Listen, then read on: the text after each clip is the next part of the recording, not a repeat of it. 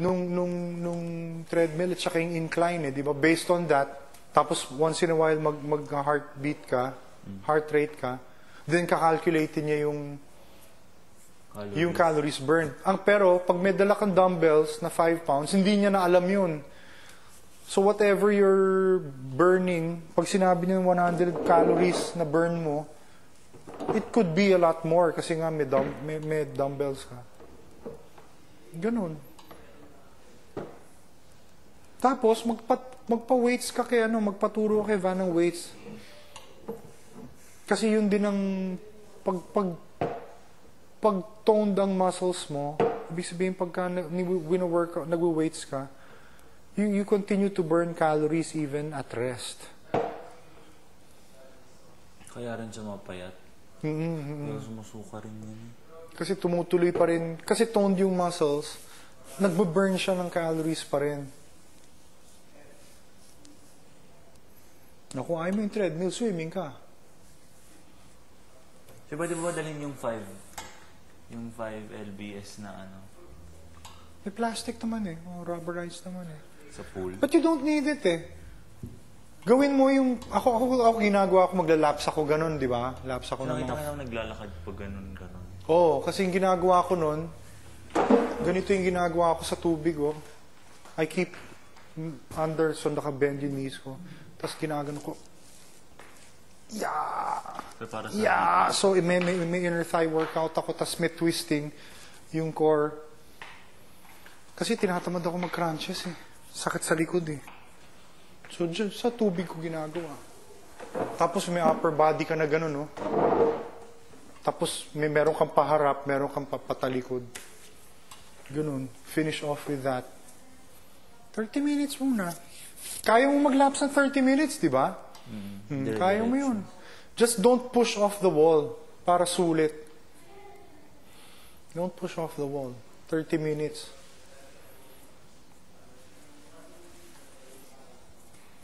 Yan, tingnan mo, gawin mo yan. Gawin mo yan. Pero importante yung exercise. Kasi yun ang magja-jump start ng metabolism talaga Kung ayaw mong high intensity, the low intensity, swimming.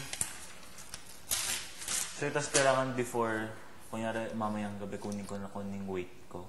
Kunin mo ngayon. Saturday, kunin mo ngayon. So, ano ba yung totoong weight mo? Pagising mo or pag bago ka matulog? Yun na yun. Nag-iiba Pareho lang yun. Nag-iiba yung pag-ebs mo.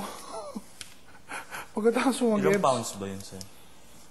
Kapag nagbabawas ka? Siguro, ewan ko, mga half a pound. Kung iba ba ng weight mo, paggising dun sa minimal lang yun.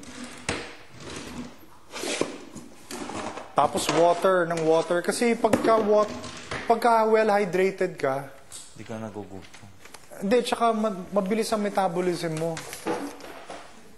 Kasi what happens when you starve yourself, yung katawan mo goes into, kumbaga parang survival mode Babagalan niya metabolism mo. Para hindi mo maubos yung energy mo. So, by not taking in rice, yung simple carbohydrates, tapos by exercising, parang you're telling your body, magigising ngayon yung metabolism mo. Pag sedentary ka, tapos nagje-jeta ka, pero sedentary ka. Ano yung sedentary? Yung nakaupo, hindi ka active.